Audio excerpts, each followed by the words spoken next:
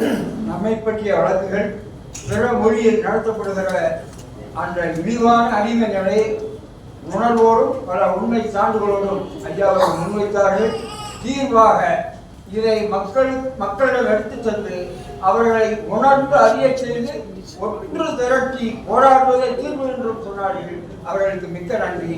அடுத்ததாக மக்களுடைய நல்வாழ்விற்கு கல்வி ஊட்டுகிற அறிவு துறையும் அதை அடுத்து மன அமைதியும் நல்ல ஒழுக்கத்தையும் தருகிற இறை வழிபாட்டு துறையும் கூட என்னதான் அடிப்படைகளாக இருந்தாலும் முழு தீர்வினை தருவது ஆட்சி அதிகாரம்.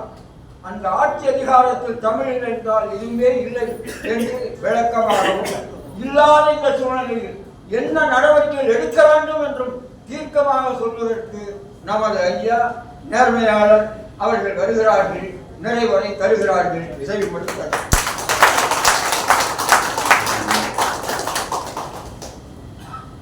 தமிழ் விடுதலை இயக்கம் சார்பாக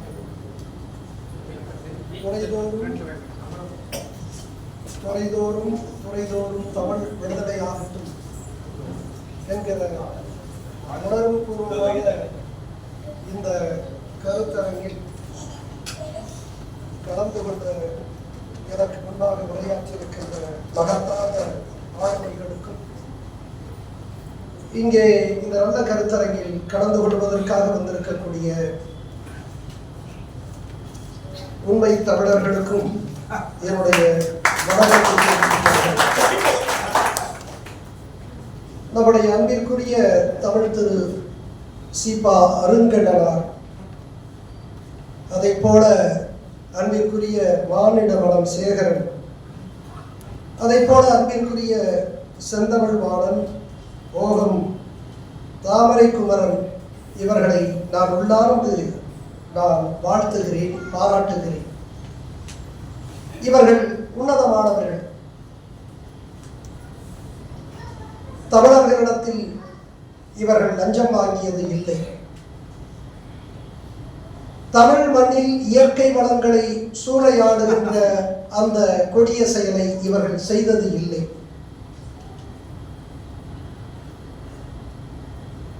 இப்படிப்பட்டவர்கள், இந்த உன்னதமானவர்கள் நம்முடைய உயிருக்கு இணையான இந்த மொழியை காப்பதற்காக இன்றைக்கு இந்த நல்ல கருத்தரங்கை இவர்கள் ஏற்பாடு செய்திருக்கிறார்கள். இவர்கள் தன்னலமற்ற இந்த தாய் தமிழ் பற்றை நான் உள்ளார்ந்து பாராட்டுகிறேன், வாழ்த்துகிறேன். 1 கோடி மக்கள் தொகை இருக்கக்கூடிய சென்னை மாநகரத்தில் ஒரு சிறு கூட்டமாய் இங்கே இருக்கக்கூடிய நீங்கள் தான் உயர்ந்தவர்கள். ஒரு பெரும் காட்டை அழித்த தீ ஒரு சிறு பொறியாகத்தான் அது தொடங்கியது. எனவே இந்த கூட்டம் சிறியதாக இருக்கிறது என்று நீங்கள் எண்ண வேண்டாம்.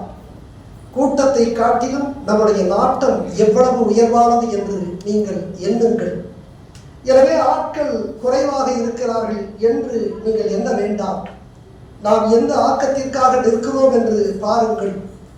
எனவே உன்னதமான உணர்வுபூர்வமான இந்த கருத்தரங்கை இவ்வளவு சிறப்பாக நடத்துகின்ற உங்களை நான் உள்ளார்ந்து வாழ்த்துகிறேன். அன்பிற்குரியவர்களே, நாம் எங்கே தொடங்க வேண்டும்? நமக்கு நன்றாக தெரிகிறது. ஓங்கி உயர்ந்து நின்ற நம் ஒப்பற்ற தமிழ் இன்றைக்கு வீழ்ந்து கிடக்கிறதை நாம் அறிகிறோம். ஆக இதை எழச் செய்ய வேண்டும் என்றால் எங்கே இருந்து தொடங்க வேண்டும் என்று நாம் எண்ண வேண்டும்.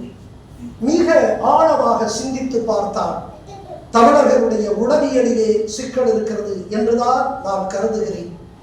தமிழன் தன்னை தாழ்ந்தவனாக கருதுகிறார், தன் மொழியை ஒரு தாழ்ந்த மொழியாக கருதுகிறார். எனவே இந்த உளவியல் சிக்கலிலிருந்து அவனை எப்படி மீட்டெடுப்பது என்று நாம் பார்க்க வேண்டும். அந்த பணிதான் தமிழ் மீட்சியினுடைய தொடக்கமாக அமையும் என்று நான் கருதுகிறேன். எனக்கு நன்றாக நினைவிருக்கிறது 2009-10 அந்த காலகட்டத்தில் நான் நாமக்கல் மாவட்டத்தினுடைய ஆட்சியராக நான் பணியாற்றுகிறேன். அப்பொழுது வழக்கமாக வருடத்துக்கு ஒரு முறை ஜமாபந்தி என்று நடக்கும். அதாவது வருவாய் தீர்ப்பாயம் என்று சொல்லுவார்கள். அதாவது உழவர்கள், கிராம மக்கள் அவர்களுடைய கோரிக்கைகளை நாங்கள் ஒரு வட்டாட்சியர் அலுவலகத்திற்கு ஒவ்வொரு அலுவலர்களாக சென்று அந்த மனுக்களை இந்த உழவர் மக்களிடத்திலிருந்து நாங்கள் பெற்று அவர்களுக்கு உடனடி தீர்வு கொடுக்கக்கூடிய இந்த நிகழ்வைத்தான் ஜமாபந்தி என்று சொல்லுவோம். அப்படியாக நான் அன்றைக்கு நாமக்கல் மாவட்டத்தினுடைய ஆட்சியராக இருந்த பொழுது திருச்செங்கோடு அந்த வட்டத்திலே நான் ஜமாபந்தி அலுவலராக அங்கே செல்கிறேன். நூற்றுக்கணக்கான உழவர்கள், ஏராளமான கிராம மக்கள், எளிய உழைக்கக்கூடிய ஒடுக்கப்பட்ட மக்கள் எல்லோரும் வருகிறார்கள். வந்து நம்பிக்கையோடு இந்த மாவட்ட ஆட்சித்தலைவர் நேர்மையாக நிற்கிறவர், நம்மை உள்ளார்ந்து நேசிக்கக்கூடிய எளிய உழைக்கும் மக்களை உள்ளார்ந்து நேசிக்கக்கூடியவர், இவரிடத்திலே நாம் மனுவை அளித்தால் நீதியை பெறலாம் என்று நம்பிக்கையோடு வருவார்கள். எனக்கும் தெரியும், நான் ஒரு கிராமத்தில், புதுக்கோட்டை மாவட்டத்தில் ஒரு எளிய ஒரு சின்ன கிராமத்திலே ஒரு எளிய விவசாயியினுடைய மகனாக பிறந்தவன்.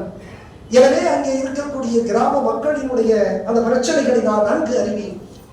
எனவே என்னுடைய சமூகத்தில், தமிழ் சமூகத்தினுடைய கிராமத்தில் தமிழ் சமூகத்தினுடைய பல்வேறு பிரிவு மக்கள் அங்கே இருக்கின்ற பொழுது அவர்கள் ஒவ்வொரு மக்களினுடைய பிரச்சனையை நான் அறிவேன்.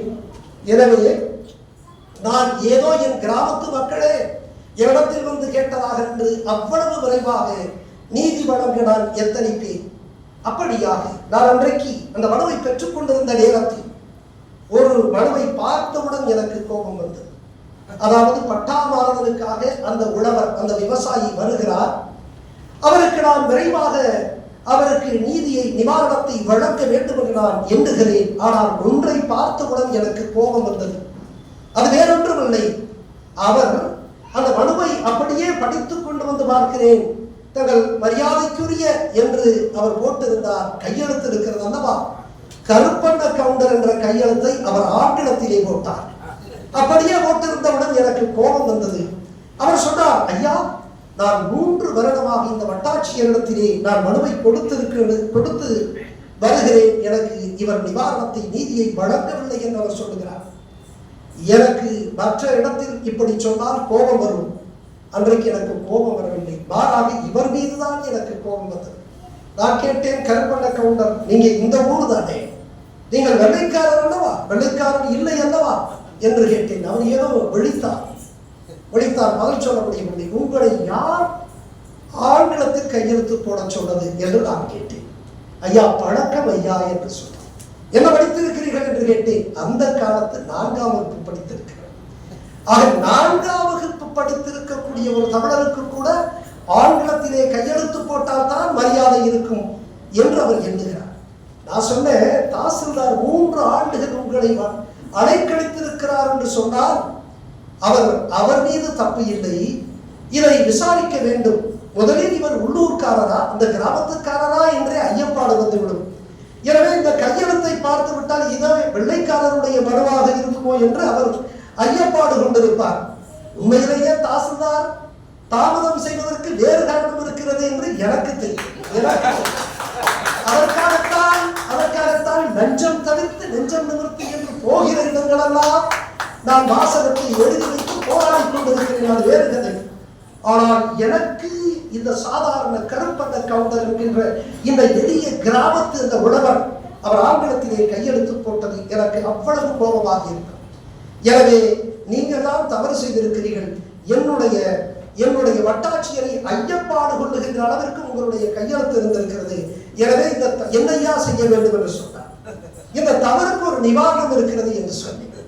நீங்கள் எவ்வளவு வருடமாக நீங்கள் இந்த கையெழுத்தை போட்டு வருகிறீர்கள் என்று கேட்டேன்.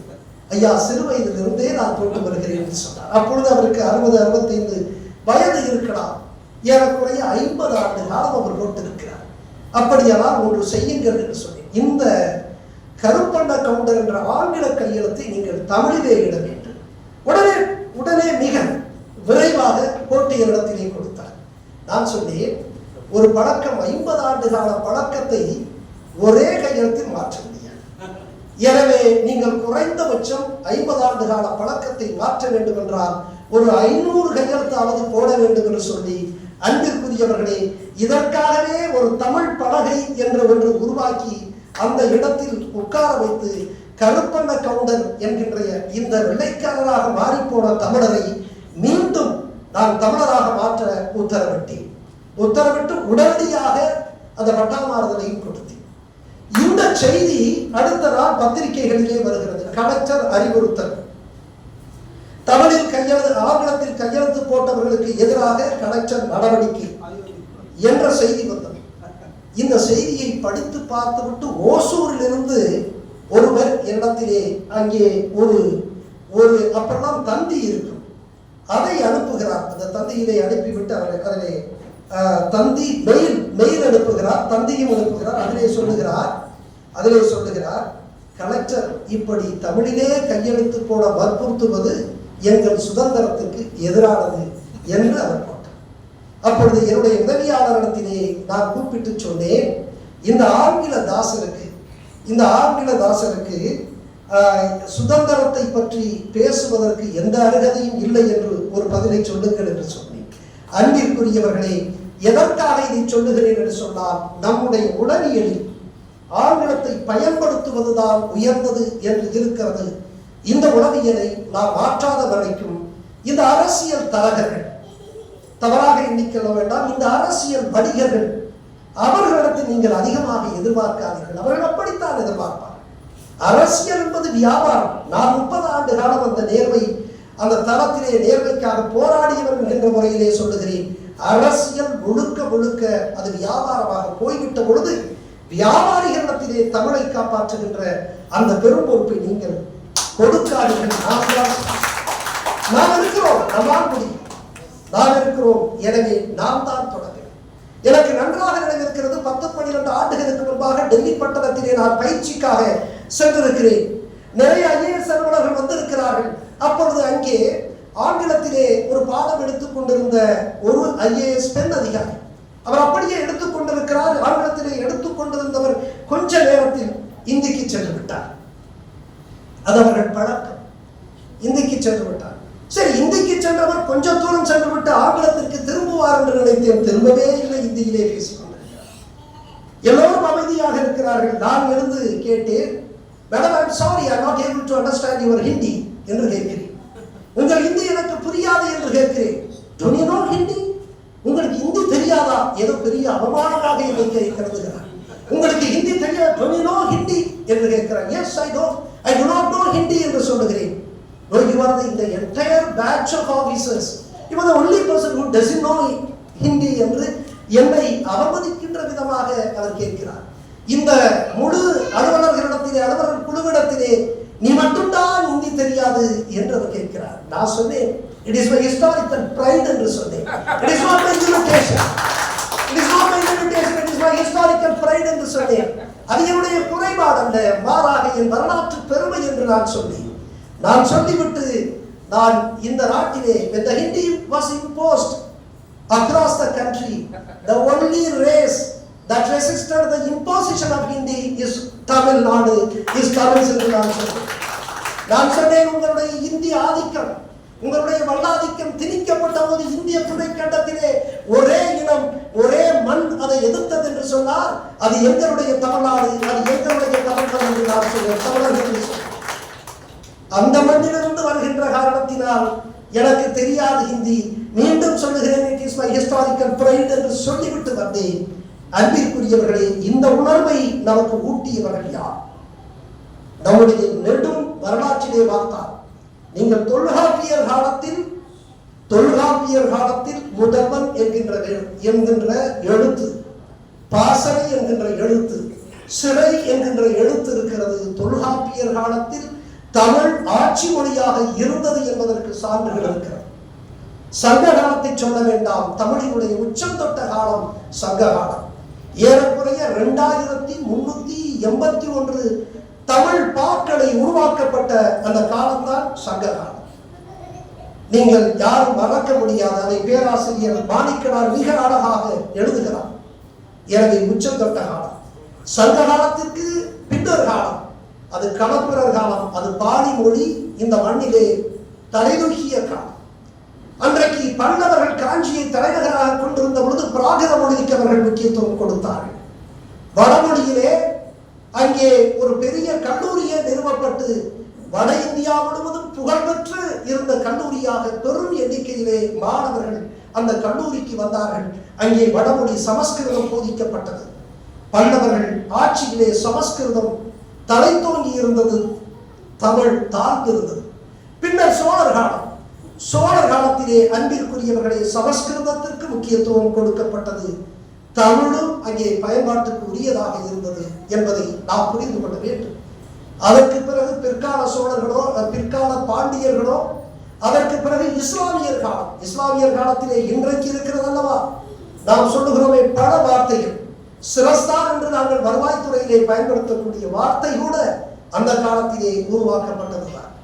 பசலி என்று சொல்லுவோம், ஜாமீன் என்று சொல்லுவோம், நிறைய வார்த்தைகளை நாம் அறிந்திருக்கிறோம். எங்கள் வருவாய்த்துறையிலே பயன்படுத்தக்கூடிய அந்த வார்த்தைகளாக அவை இருந்திருக்கின்றன. அதற்கு பிறகு நமக்கு தெரியும் விஜயநகரத்திலிருந்து புறப்பட்டு வந்து நம்மை ஆண்டவர்கள் காலத்தில் தெலுங்கு உயர்ந்திருந்தது. அதற்கு பிறகு மராத்தியர்கள் வந்தார்கள். ஆங்கிலேயர் காலத்தில் 1835 அன்றைக்கு மெக்காலே இந்த ஆங்கில கல்விக்கு அடித்தளமிட்டதை வரலாறு சொல்லுகிறது. அதற்கு பிறகு சுதந்திரம் நெருங்குகின்ற காலத்திலேதான், சுதந்திரம் பெறக்கூடிய அந்த காலத்திலேதான் காந்தியார் 1915-16 தென்னாப்பிரிக்காவிலிருந்து வந்து இந்திய தேசிய காங்கிரசினுடைய போராட்டத்தை வெகுமக்கள் போராட்டமாக அவர் மாற்ற முற்பட்ட பொழுதுதான் ஒரு மொழி தேவை. அவரே பேசுகிறார், அலிகார் பல்கலைக்கழகத்தில் ஆங்கிலத்திலே பேசுகிற பொழுது அவரே சொல்லுகிறார், it is utter shame that I am compelled to speak in a language which is apparently alien என்று சொல்லுகிறார். அவர் சொல்லுகிறார், இது வெட்கக்கேடானது, நான் இன்னொரு அந்நிய மொழியிலே ஆங்கில மொழியிலே பேசுவது வெட்கக்கேடானது என்று சொல்லி நாம் சுதந்திரம் பெறுவதற்கு இந்திய துணைக்கண்டத்தினுடைய மக்கள் அனைவரையும் இணைக்க வேண்டும் என்பதற்காக அன்றைக்கு அவருடைய சிந்தனையில் உதித்ததுதான் இந்தி. அதனால்தான் 1938 ராஜாஜி இந்த மண்ணிலே இந்தியை கல்விக்கூடங்களில் திணிக்க அவர் முற்பட்ட பொழுது வெடித்து எழுந்தனர் நம்முடைய தமிழ் அறிஞர்கள். மகத்தான போராட்டத்தை, ஒரு நெடும் பயணத்தை திருச்சிராப்பள்ளியிலிருந்து சென்னை வரை நடத்தி காட்டினார்கள். அன்றைக்கு அது முழுக்க தமிழ் அறிஞர்களினுடைய முயற்சியாக இருந்தது என்பதை உணர வேண்டும்.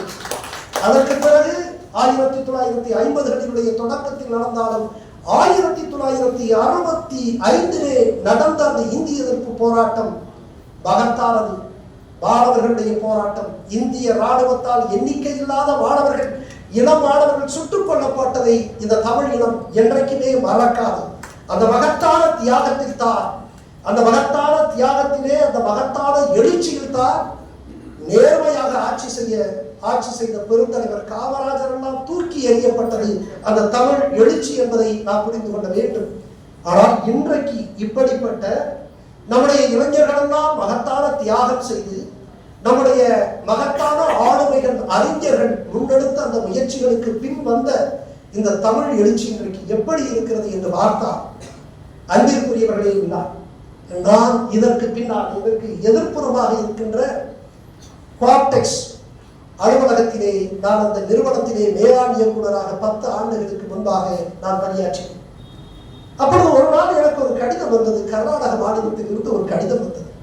அந்த கடிதத்தை பார்க்கிறேன், முழுக்க அது தெரியாத ஒரு மொழியிலே இருக்கிறது.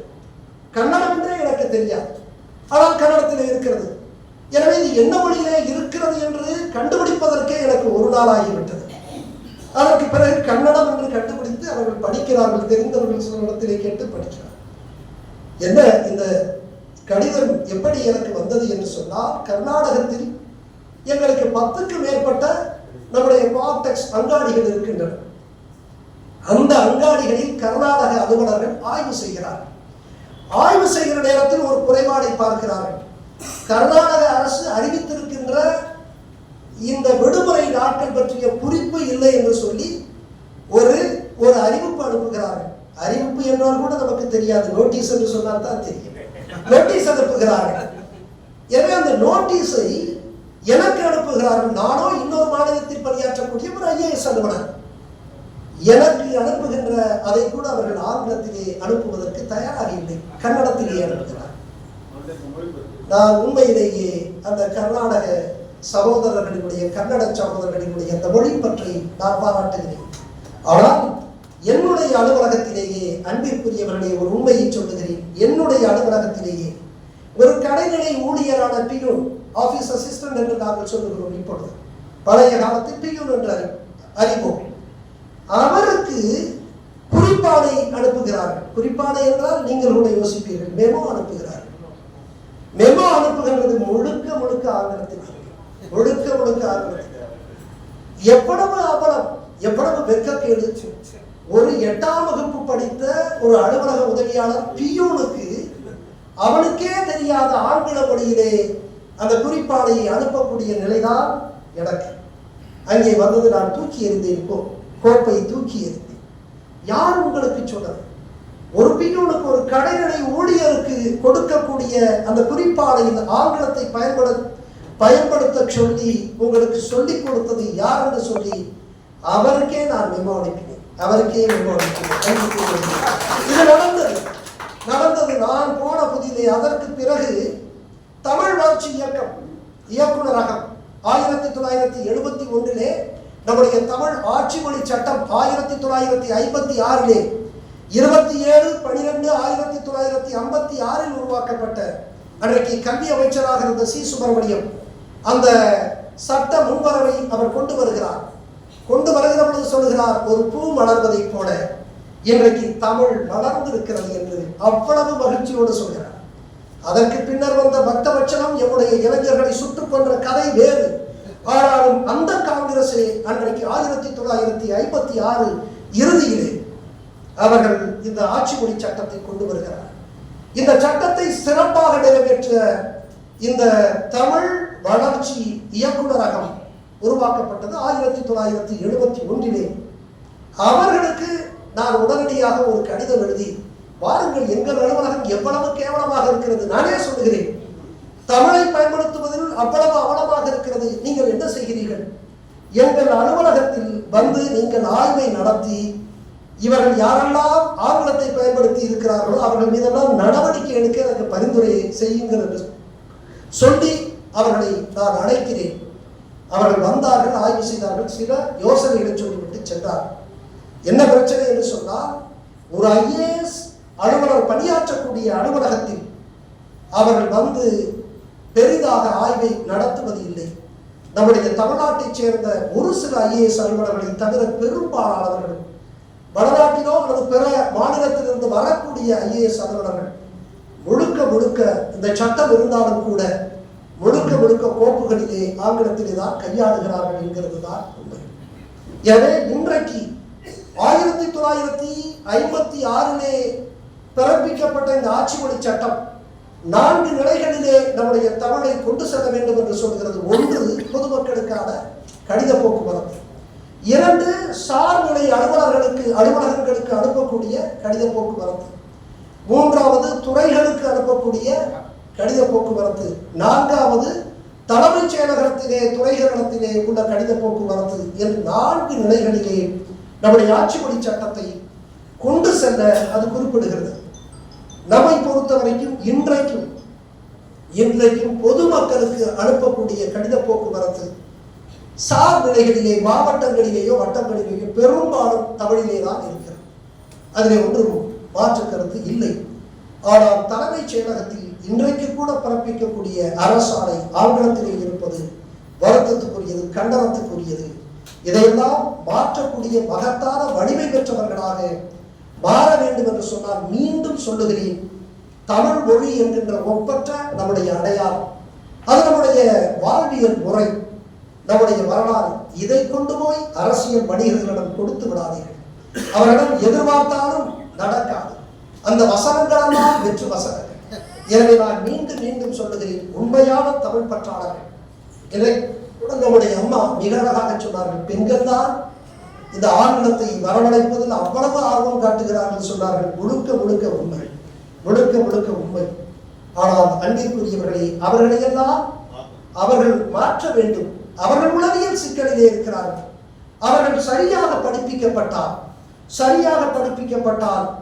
நம்மை காட்டிலும் அந்த பெண்கள் உறுதியாக இருப்பார்கள் என்று நான் நம்புகிறேன். எனக்கு கூட 98 என் மகன் பிறந்தபோது 98 நான் ஒரு பச்சை தமிழர் என்றாலும் சொன்னால் வரலாற்று ஒரு பட்சை தமிழனாக இருந்தாலும் கூட ஒரு வரலாற்று நெருக்கடி அன்றைக்கு என்ன வரலாற்று நெருக்கடி என்று தெரியவில்லை. புதுக்கோட்டை மண்ணிலே பெரும் எண்ணிக்கையிலே புதுக்கோட்டையிலிருந்து கிழக்கிலும் மேற்கிலும் தமிழ் சமூகத்திலிருந்து கிறிஸ்துவத்திற்கு சென்றார். எனவே அந்த என்ன சரியான காரணம் என்னவென்று இன்று கூட எனக்கு தெரியவில்லை. அது பற்றி நான் ஒரு சிறு ஆய்வு செய்து கொண்டிருக்கிறேன். எனவே அன்பிற்குரியவர்களை, அந்த நிலையில் என்னுடைய பிறந்த பிள்ளைகள் ஒவ்வொருத்தரும் ஒரு பெயரை சொன்னார்கள். எல்லாரும் பெயரை சொன்னார்கள். கடைசியிலே ஒருவர் சொன்னார், ஸ்டீஃபன் என்று வைக்கலாம் என்று சொன்னார். ஸ்டீஃபன் என்று வைக்கின்ற அந்த பெயரை தள்ளி வைத்துவிட்டு திலீபன் என்று என்னுடைய பிள்ளைக்கு நான் இன்றைக்கு அமெரிக்காவிலே இருக்கிறார். அமெரிக்காவிலே இருந்தாலும் கூட அவர் ஆங்கிலத்திலே கையெழுத்திடுவதில்லை. திலீபன் என்று தமிழ்.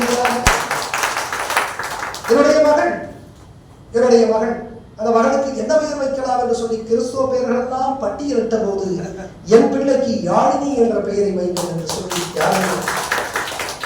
என்னுடைய மனைவி மறுபேரும் சொல்லவில்லை. என்னுடைய மனைவி மறுபேரும் சொல்லவில்லை. அன்பிற்குரியவர்களே, இந்த 30 ஆண்டு காலம் இந்த கடுமையான இந்த ஊழல் பகைவர்களுக்கு எதிராக நேர்மை பயணத்தை நான் மேற்கொண்ட போது என்னோடு துணையாக நின்றவர் என்னுடைய மனைவிதான். அவர் என் தமிழ் பயணத்துக்கு அவரால் துணையாக நின்றார். அன்பிற்குரியவர்களை, 2011 ஒன்றை சொல்லி முடித்து விடுகிறேன். 2011 நான் மதுரை மாவட்ட ஆட்சியராக இருந்த பொழுது தேர்தலை அங்கே மிக நியாயமாக மிக நேர்மையாக நடத்துவதற்காக இந்திய தேர்தல் ஆணையம் என்னை தேர்தல் ஆணையராக அங்கே நியமனம் செய்து 20 நாட்களிலே ஜனநாயகத்திற்கு எதிராக இந்த பலநாயக சக்திகளை எல்லாம் அப்படியே மட்டுப்படுத்தி நேர்மையான தேர்தல் சாத்தியம் என்று நிரூபித்தோம். அது முடித்தவுடன் ஒரு மேலூருக்கு பக்கத்தில் இருக்கக்கூடிய ஒரு கிராமத்தில் இருந்து ஒரு குரல் கேட்டது. அங்கிருந்து வட்டாட்சியர் எனக்கு பேசுகிறார். ஐயா, இந்த கிராமத்திலே இந்த மக்கள் போராடுகிறார்கள், அந்த மலையிலே அவர்கள் ஏறிக்கொண்டு போராடுகிறார்கள், மலையிலே ஏறி நாங்கள் இறங்க மாட்டோம், எங்களுடைய அந்த குடும்ப அட்டைகளை எல்லாம் நாங்கள் சரண் செய்கிறோம் என்று போராடுகிறார்கள் என்று அவர் போன் செய்கிறார். என்றவர் எனக்கு அலைபேசியிலே பேசுகிறார். நான் என்ன பிரச்சனை என்று இன்னொரு துணை ஆட்சியரை அனுப்புகிறேன். இன்னொரு துணை ஆட்சியரை அனுப்புகிற பொழுது அங்கே போய் பார்த்து விட்டு வந்து சொன்னார்கள், இந்த மலை அவர்களுடைய வாழ்வாதாரமாக இருக்கிறது. எளிய உழவர்கள் குடி மக்கள், உழைக்கக்கூடிய எளிய தொழிலாளர்கள். இந்த வாழ்வாதாரமாக இந்த மலையும் அதை ஒட்டி இருக்கக்கூடிய குளமும் ஏரிகளும் சுனையும் இருக்கின்றன. வாழ்வாதாரம் பாதிக்கும் என்று அவர்கள் சொன்னார். அது மட்டுமல்ல, பறவைகள் பெரும் எண்ணிக்கையில் அந்த மலையிலே இருக்கிறது. மலை உடைக்கப்பட்டால் இந்த பறவைகளினுடைய புகலிடம் பாழ்பட்டு போய்விடும் என்று சொன்னார். நானே அந்த இடத்திற்கு சென்றேன். அந்த இடத்திற்கு சென்ற பொழுதுதான் எனக்கு தெரிகிறது, அந்த பெரும் மலையை 1 கிலோமீட்டர் நீளத்திற்கு இருக்கக்கூடிய அந்த மலையை அடிப்பதற்கு அரசு ஏற்கனவே அங்கே அரசாணை பிறப்பித்து விட்டது. அரசாணை ஜிஓஎஸ் இஷ்யூ என்கின்ற அந்த நிலை இருக்கிறது, பிறப்பிக்கப்பட்டு விட்டது. அப்படியானால் ஒரு அரசாணை பிறப்பிக்கப்பட்டு விட்டால் கலெக்டரால் எதுவும் செய்ய முடியாது. கலெக்டருடைய வேலையே அரசு பிறப்பிக்கக்கூடிய அரசாணை, தலைமைச் செயலகம் பிறப்பிக்கக்கூடிய அரசாணையை நிறைவேற்றுவதுதான் சிறந்த கலெக்டர், சிறந்த மாவட்ட ஆட்சி. இங்கே அரசாணை நான் போவதற்கு முன்பாகவே அந்த அரசாணை பிறப்பிக்கப்பட்டு விட்டது இந்த மலையை அடிப்பதற்கு. இப்பொழுது நான் என்ன செய்ய வேண்டும்? நான் நிறுத்தினால் அரசாங்கம் என் மீது நடவடிக்கை எடுத்துவிடும். நான் நிறுத்த முடியாது. எனவே இங்கே கிரானைட் வருடத்திற்கு 1000 கோடி வருடத்திற்கு அதில் சம்பாதிக்க முடியும். நான் கேட்டால் கூட 25 கோடியை போகிற மட்டும் கொடுத்து விட்டு போய்விடுவார்கள் லஞ்சமாக. யாருக்குமே தெரியாமல் நான் எடுத்துக்கொண்டு வந்து இங்கே நேர்மை வேடமும் என்னால் போட முடியும். யாருக்கும் தெரியாது. யார் இதை பற்றி எல்லாம் ஆராய்ச்சி செய்து கொண்டிருக்கிறார்? அவனுக்கு அவன் பிரச்சனை. ஆனால் இப்படிப்பட்ட நிலையில் அங்கே பார்க்கிறேன், நான் அந்த அரசாணையை நிறைவேற்றாமல் ஏழை மக்களுக்காக நான் நின்றால் நான் பாதிக்கப்படுவேன். நான் அந்த அரசாணையை நான் நிறைவேற்றினால் அந்த பகுதி ஏழை மக்கள் பாதிக்கப்படுவார்கள். என்ன செய்வது என்று பார்க்கிறேன். அந்த மலையை போய் பார்க்கலாம் என்று நான் முடிவெடுத்து விட்டு போகிறேன். அங்கே போனேன். அவ்வளவு இயற்கை எழில் கொஞ்சம் அந்த மலை அங்கே போய் பார்த்தால் அதை சுற்றி ஏரிகளும் குளங்களும் அப்படி நிரம்பி இருக்கின்றன. அதுதான் அந்த வாழ்வாதாரமாக இருக்கு. இந்த மக்களும் என் கிராமத்து மக்களை கூட, the farmers in the backbone of this country.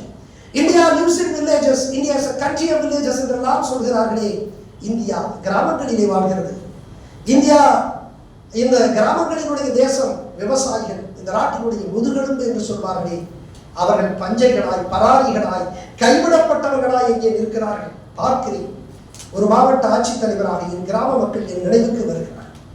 அப்படியானால் அதற்காகவும் காக்கப்பட வேண்டும். இதற்காக இந்த மலையை காக்க வேண்டும். பார்க்கிறேன், பறவைகள் நூற்றுக்கணக்கிலே பறந்து செல்கின்றன, அதற்காகவும் காக்கப்பட வேண்டும்.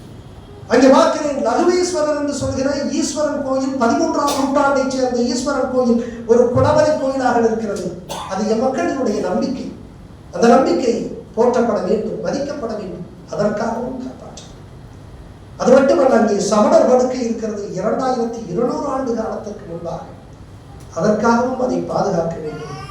ஆனால் இதை பாதுகாக்க நான் நடவடிக்கை எடுத்தால் நான் கலெக்டர் பதவியை இழந்து விடுவேன் என்று யோசித்தேன். அப்படியே பார்க்கிறேன், அங்கே 3 எழுத்துக்கள் இருந்தன. 3 எழுத்துக்கள் என்ன தெரியுமா? அதுதான் தமிழகத்தினுடைய மிக பழமையான தமிழ் எழுத்துக்களாய் அந்த மலையினுடைய உச்சியிலே இருந்தது.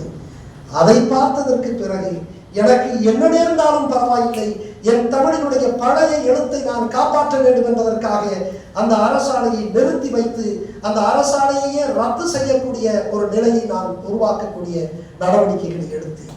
அன்பிற்குரியவர்களை எதற்காக சொல்லுகிறேன் என்று சொன்னால், எதற்காக சொல்லுகிறேன் என்றால், நம்மை காட்டிலும் நம்முடைய குடும்பம் உயர்ந்தது, நம்முடைய குடும்பத்தை காட்டிலும் நம்முடைய ஊர் உயர்ந்தது, நம்முடைய ஊரை காட்டிலும் நம்முடைய சமுதாயம் உயர்ந்தது, நம்முடைய சமுதாயத்தை காட்டிலும் நம்முடைய தமிழ் மேலானது உயர்ந்தது என்பதை தமிழர்கள் அடிமை சிந்தனையில் இருக்கிறார்கள். இன்றைக்கு புற்றீசர்களாக இன்றைக்கு எல்லா இடங்களிலும் நிரம்பி இருக்கக்கூடிய இந்த தமிழ் பள்ளிகளுக்கு காரணம் இந்த ஆட்சியாளர்களினுடைய வணிக போக்கு என்பதை தவிர வேறு எதுவும் இருக்கிறதா? நான் திருப்பூரிலே 7 ஆண்டுகளுக்கு முன்பாக அங்கே ஒரு கூட்டத்திலே பேசிய பொழுது அங்கே ஒருத்தர் வந்து சொன்னார், ஐயா, நாங்கள் திருப்பூரிலே தமிழ்ச்சங்கம் நடத்துகிறோம், அதை நாங்கள் உயர்த்த வேண்டும், அது உயர்நிலை பள்ளியாக மேல்நிலை பள்ளியாக உயர்த்துவதற்கு நாங்கள் ஓராண்டு போராடி கொண்டிருந்தோம். எங்களிடத்திலேயே 5 லட்சம் ரூபாய் லஞ்சம் கொடுத்தால் உடனே செய்து விடுகிறேன் என்று சொன்னார். லஞ்சம் வாங்க ஒருவன் முடிவெடுத்து விட்டால் அவன் தாயையும் பார்க்க மாட்டான், தாய்மொழியையும் பார்க்க மாட்டான் என்பதற்கு உதாரணம்தான் அந்த திருப்பூர் தமிழ் பள்ளியிலே லஞ்சம் கேட்ட அந்த கொடுமை. எனவே லஞ்சக்காரர்களிடத்திலே, கொள்ளைக்காரர்களிடத்திலே, என் இனத்தினுடைய சொத்தை களவாடுகின்ற தீயவர்களிடத்திலே இந்த மொழியை ஒப்படைக்காதீர்கள். நாம் இந்த மொழியை காப்பாற்றுவோம். அதனுடைய தொடக்க புள்ளியாக இது நிச்சயமாக அமையும். இது ஒரு தீப்பொறிதான். இந்த தீப்பொறி அது கிளம்ப நேர்ந்தால் அது பகைவர்களை அழித்தொழிக்கும். பகைவர்களை காட்டிலும் இந்த தமிழுக்கு எதிரான துரோகிகள் நம்மோடு இருக்கிறார்கள், இங்கே இருக்கிறார்கள், அங்கே இருக்கிறார்கள், அவர்களையும் எரிக்கும். புத்தகத்திலே வந்து கேட்டார், ஒரு சீடன் கேட்டார், ஐயனே, இந்த ஒரு துளி நீர் என்றும் உணராமல் இருப்பதற்கு என்ன வழி என்று கேட்டார். புத்தகன் புன்னகையோடு சொன்னார், இந்த ஒரு துளி நீர் என்றும் உணராமல் இருப்பதற்கு அது சமுத்திரத்தோடு சங்கமமாகிவிட வேண்டும் என்று சொன்னார். அது கடலோடு அது கலந்து விட்டால் அது என்றைக்கும் உணராமல் இருக்கும் என்று சொன்னார். இன்றைக்கு ஒரு துளியாய் இருக்கக்கூடியவர்கள் நாளைக்கு சமுத்திரமாய் சங்கமமாகும், கடலாய் நாம் கடப்போம். நம் தமிழ் மொழியை நாம் தான் காப்பாற்ற வேண்டும். மோசமான அடிமை அந்த உளவியலை நாம் அகற்றுவதற்கு இன்றைக்கு உறுதி எடுத்துக் கொள்வோம். அத்தகைய அரிய வாய்ப்பை கொடுத்த இந்த அருமையான நம்முடைய தமிழ் அன்பர்களுக்கு என்னுடைய நன்றியை கூறிக்கொள்கிறேன். உங்களோடு நாங்கள் என்றும் இருப்போம். அரசியல் என்று சொன்னால் ஆயிரக்கணக்கான லட்சக்கணக்கான இளைஞர்களை எங்களால் திரட்ட முடியும்.